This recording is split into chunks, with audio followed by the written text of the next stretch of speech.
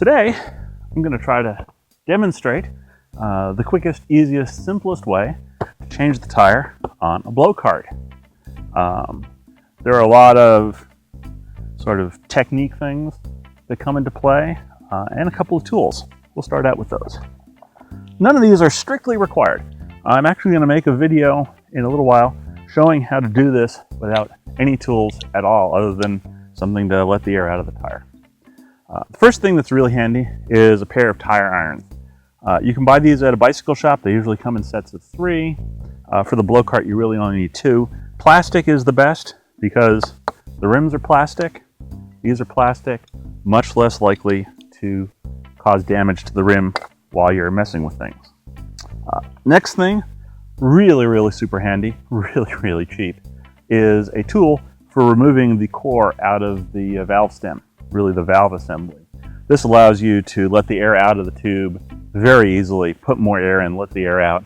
This helps you seat the thing. Again, a couple of bucks, bike shops, auto parts stores, any place. Something that's not quite as obvious is a valve stem extender. This basically extends onto the valve stem, screws onto the valve stem, extends it out. It comes in handy because it prevents the valve stem from shooting back into the rim when the tube is not inflated. And as you're jostling things around, kind of handy. Again, a buck or two at an auto parts store, no problem. Something that's really not necessary, but I like, is some tire talc. Again, you can get it at a bike shop. It goes inside the tire and reduces the friction between the tube and the tire. Adds a little bit of longevity to the tube, makes the tube seat a little more easily into the tire when you're inflating it the first time. Again, pretty inexpensive, not really required. Something that is probably the most important single thing to have is a little bottle of soapy water. Windex works really well. I'm using this little bottle because somebody very generously gave it to me at the Blokart Worlds last year when I was struggling, and it fits inside my toolbox. Otherwise, I've got a big bottle of Windex in the trailer. I use it for cleaning the windows on the car when I'm out, and either one works great. Windex is nice because you can go into any grocery store and buy it. So anyhow, that's pretty much it. The last thing that you will need is a source of air. I've got 2 here. One of them is just a hand bike pump. That's really all you need. The other one, which is really handy, is an air compressor. This is fantastic, really only when you're in that first step of inflating the tube for the first time. It allows you to inflate it and deflate it a bunch of different times and really seat it inside the tire very easily and quickly. Again, not really necessary. Hand pump, little car, automotive, 12-volt, tire pump, all of those work great. So the first step, this thing is inflated, is to take all the air out. What I'm doing is I'm holding the valve into the valve stem and unscrewing it. The reason for doing that is 1, you don't want to damage the threads, and 2, you don't want the thing to come flying out and disappear somewhere. So here's or dropping it and having it disappear somewhere. Here's a little valve. Put it off to the side, someplace carefully so that it doesn't get lost. Very important, get all the air out of the tube. You're going to be jockeying this thing around, push the valve through the thing as well. Probably the most important piece of technique in terms of getting these things on and off is you'll notice that the rim is stepped. This is where the bead sits normally when the tire is in use.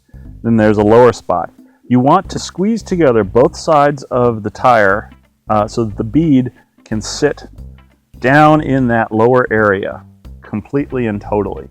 That gives you the most room to work on this side. That's really the key to being able to do this without any tools at all. The other thing that's really handy, it's not quite so critical on this step, is a little bit of this lubricating spray. Spray it on the parts of the tire that you're going to be having to slide on things. So up here, not so much important. on the sides here, very important. A little bit goes a long way. Again, you can't hardly do anything wrong with it. Take the tire irons, just sort of slide around. Holding one of them straight, tire pops right off. You can actually do that with your hands if you need to. Next step, get the tube out of the way so we don't damage it. They're pretty tough. These are kind of industrial tubes as well. You notice it's got some powder on it from the last time I used talc. Finally, just sort of lever that off. One tire, done. Now we have a nice brand new, totally not brand name, Transmaster wheelbarrow tire. A little dusty from laying around for a while. Our rim, now's a good time, particularly if you've been sailing on the playa or on the beach or someplace where there's crud around, to make sure in particular that the place where the tire or the tire bead seats is clean. You also want to make sure there's nothing anywhere on the rim that's going to potentially damage the tube, nothing sharp, It's also a good time to look and make sure that these white lines on the inside haven't gotten really bad and your rim is about to fail, because having had that happen, it's no fun at all. There we go. Much less difficulty that time. Okay. The hole for the valve stem is on one side of the rim.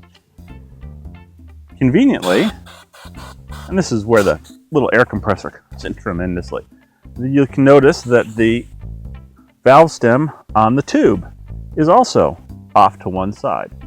You want those two to match. So in this particular case, the valve stem is pointing up, the hole is right there, I'm good to go. Again, deflate the tube, it makes everything a lot easier. What I like doing is putting some talcum powder in there. You just shake it around, it distributes itself inside the tire, just a thin layer. So the hole for the valve stem is right underneath here, valve stem is right underneath here.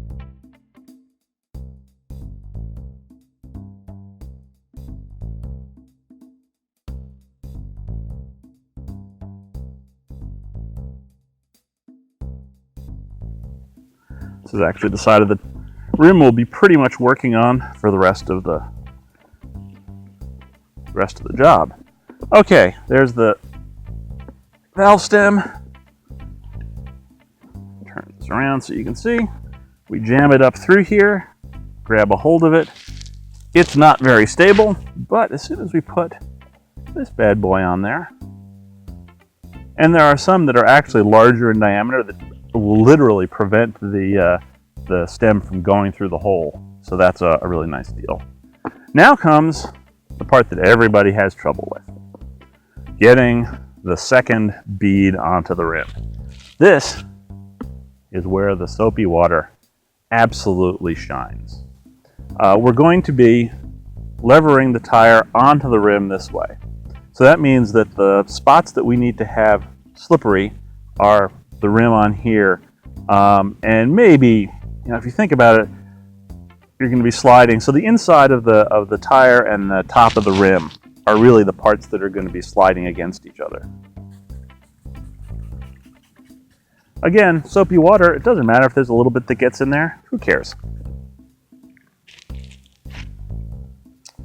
So this is where technique comes in handy. Again, you want to pull that bead on the bottom side so that it's up against the inside that lowest spot on the rim. That gives you the most room to work here. And you're not so much pushing down on the tire as you are pushing across. So for example, I'm bracing the tire against my leg, or the rim against my leg, and pushing the tire across.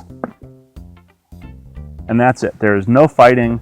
It's just a matter of, you're not pushing down, you're pushing across. The soapy water helps a lot too. Okay, now we're back to this. We can see our tube is not exactly aligned inside the rim and the tire, so we'll change that. And this is where the next step is to start inflating the tube and seating it inside the tire, getting all the wrinkles out of it. If you have a wrinkle in the rubber, it'll pinch itself and cause a leak ultimately. There are a number of ways to do this. If you have a compressor, the simplest one is to just take the extender off. Grab the this little rubber nozzle. Turns out to fit perfectly on the valve stem, and you can inflate the tube. You can look at how everything is seated. You can quickly let the air out again. Again, you can do this with a hand pump, but this is just a ton easier, quicker. You can actually put a fair bit of pressure in a tire like this with just a little rubber thingy like that. I can get that almost close to the normal operating pressure, and then let it relax completely, let all of those wrinkles that have been pulled out, let the tube relax back. And again, you can do this a whole bunch of times.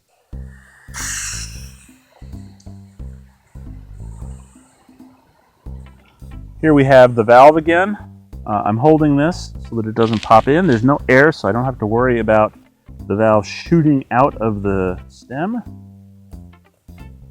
The axle really gets in the way if you do this New Zealand style valve stems on the inside. I'd say unless you're sailing regularly with really aggressive sailors, I wouldn't worry about it. Again, the tube is completely deflated right now, so I want to put this back on to give us something really good to grab onto. Now, I'm going to grab my just manual bicycle pump, hook it up onto the tire, onto the valve. Make sure everything is still aligned, nice and straight. Give it a couple of pumps.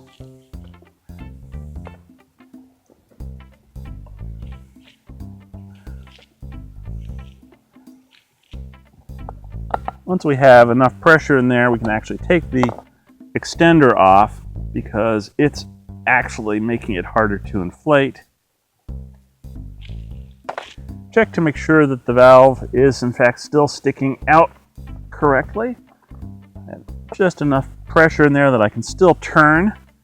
Again, put this back on.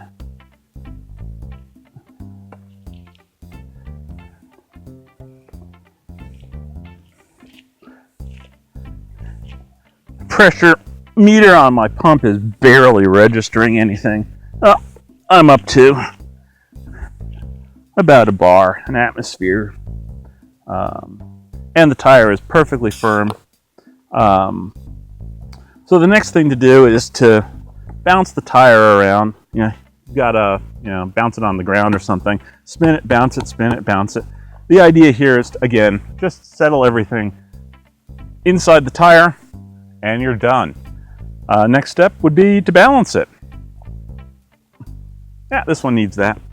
We'll cover that sometime in the future. See you on the playa or the parking lot or the beach. Have a great day.